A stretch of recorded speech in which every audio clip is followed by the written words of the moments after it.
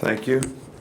Well, it's certainly an honor and a privilege for our team here at the University of Alabama to have the opportunity to be in a college football playoff, especially in a first-class venue, going back to Atlanta to be a part of the Peach Bowl. Atlanta is a great host city. We've certainly enjoyed the opportunity to go 4 times to the Kickoff Classic. Gary and his staff and the Peach Bowl folks do a marvelous job in terms of hosting, and we've had a great experience there in the past, and we're looking forward to having a wonderful experience in the future. Even though this is our first time playing in the Chick-fil-A Peach Bowl, we certainly feel very comfortable with the folks that are our hosts because we've had the experience of being in 4 of their kickoff classics, and that's been very helpful in exposing this program and helping to build this program to what it's become. I have to mention that I'm very, very proud of our team for what they've been able to accomplish, the opportunity that they've created for themselves, and that team includes the coaches and the players and our athletic administration, Coach Battle, and all he does to help us have a chance to be successful. Our administration here at the University of Alabama, our president, Dr. Bell, has created a great opportunity for our student athletes to be successful here personally, academically, and athletically. And I think creating that value for our student athletes is what helps us be successful. So this is an opportunity that I'm so proud to be a part of relative to what our team was able to accomplish this year. And we're obviously playing one of the outstanding programs and outstanding teams in the country.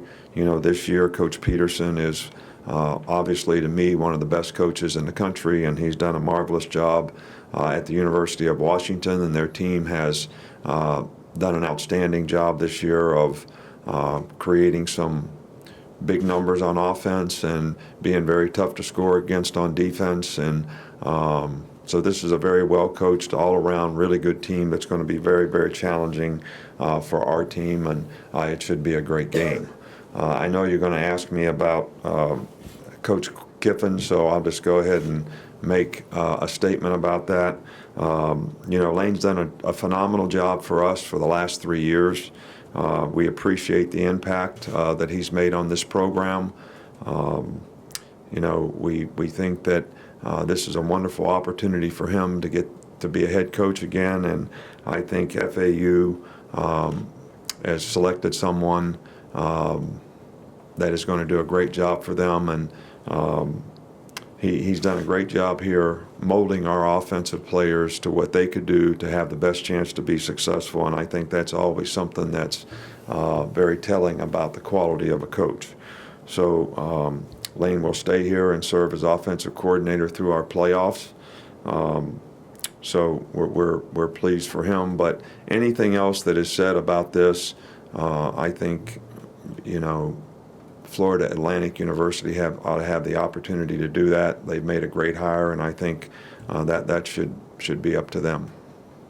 Okay, we'll open it up to questions. Now raise your hand. We'll get you a microphone. We'll start with Michael right here. Do you have a timetable for replacing Lane? No. Questions about the Peach Bowl going forward, Washington? We'll start here with John. How valuable is this time for Jalen specifically, because he's not looking at a game plan for the next week? Is this a big time for him? Well, I think it's a big time for all the players on our team. We like to do a little quality control work during this time so that we can take each individual player and say, okay, we're going to have some practices that are, you know, pretty much like camp practices when we get started on Friday, and these are things that we would like for you to focus on improving on. So it's not just Jalen. I know he gets noticed a lot because he gets the ball every play and distributes it to everyone each play, and there's certainly opportunity for him to do some things to improve. But I think that would be true for every player on our team at every position, and that's something that we're working on this week as a staff to try to do the best job of organizing so that when we do practice, we can impact and help our players improve. Back over here with Michael. Overall, in terms of the offenses you guys face and just college football in general, how much have offenses evolved in the past 5 years? Well, I think offenses have gotten more and more difficult to defend. I've talked about this before. I don't think the running plays have changed that much, and I don't even think the passing plays have changed that much. But I do think the combination of the running plays and the passing plays that make what we refer to as RPOs, run-pass options, have created a whole different dynamic in college football that has made the game more exciting, but it's also made it more difficult to defend the run and the pass. And teams that do a great job of executing these things, and quarterbacks who know when to throw the RPOs and when to hand the ball off are guys that are very, very difficult to defend. And I would say that the team we're playing probably does it as well as anybody that we played against all year long. Come back here. Ben? You touched on this a little bit already, but how important has Atlanta been for the program in the last 10 years or so in some of the games that you guys have had there from the Clemson game on forward? Well, I think that you just mentioned it, that we were a relatively unknown program when we played Clemson. I guess it was 2008. They were ranked in the top 10, if I recall correctly. And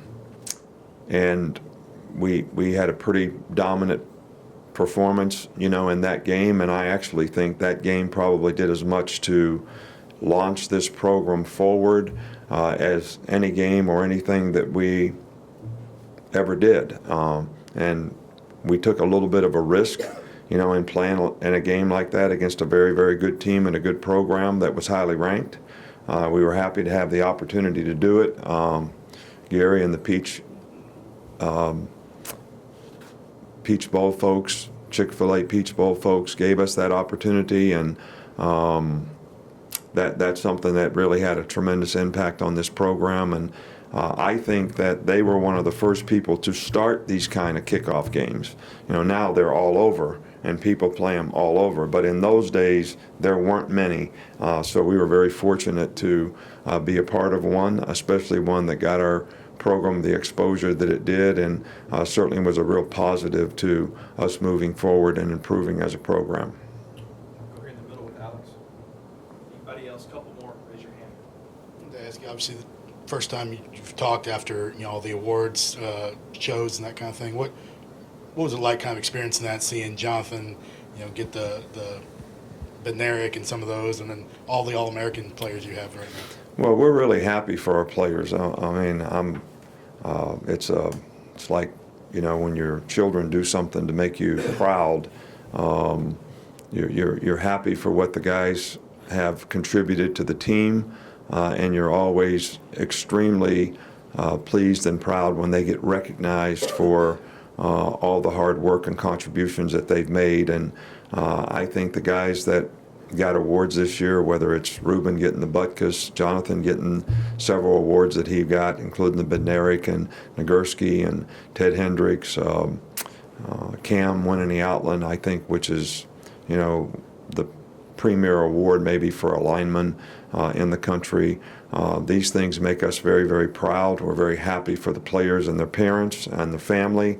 And I know that every one of these guys are happy to be a part of a team of people who support each other and help them grow and develop so that they had opportunities like this to get recognized. So really exciting, very exciting for us.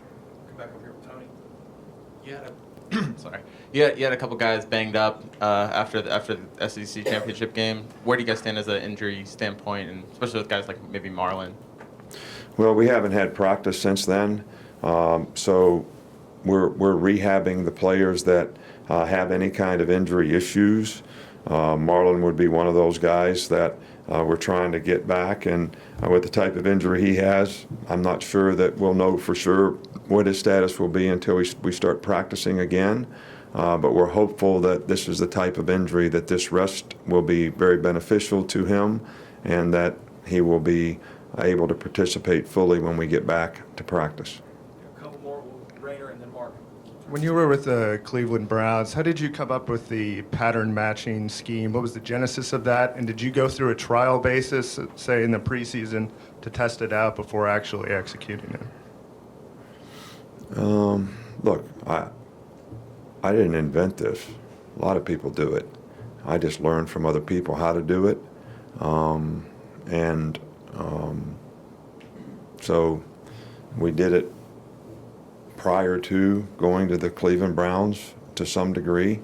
And I think the players there did a very good job of being able to do it. And we don't always do it. But it is something that I think is helpful. But there are also things that, look, I don't care how you cut the mustard when you play pass defense. There's 8 zones. There's 5 guys that you got to guard. You usually like to rush 4 guys and only 7 to play pass defense. So you're always a little bit kind of one short. And everything that you do on defense, whether it's play zone, play man-to-man, or play pattern match, are all things that have deficiencies. And I think the idea that you do them all and disguise them, and hopefully the quarterback doesn't know exactly which one you're doing, may be something that is beneficial to helping your players gain a little bit of an advantage. And I think that's probably a better way to explain it than thinking that pattern matching is the end all, because it really isn't. One more here with Mark, and then we'll turn it back over to Gary. Yeah, what have you learned personally from the last 2 years of going through the playoff? And also, do you think the leadership on this team is sort of built to sustain throughout this potential 2-game run? Well, I can't really answer that question. I can only say that the leadership on this team has done a really, really good job. We're playing these games one game at a time. We don't have any runs to play. Every team in the playoffs now may be 0-0. They're all very, very good teams. So you kind of been a winner-take-all kind of mentality in terms of how you got to play these games and how you need to approach these games. So we've had good leadership on the team. I would expect that we continue to have that, but that's sort of up to the players. I think when you get in this time of the year and you're not on a regular routine, the team and the players make a determination as to how they want to approach the 27 days till the next game, relative to how they worked out last week, how they're going to work out on their own this week, how we're going to practice and prepare for this game. And I think when those things occur, it tells you a lot about the intensity and readiness of the team. And we'll just have to, take these things day to day and try to help our players get in the best position that they possibly can to have success in a very challenging game.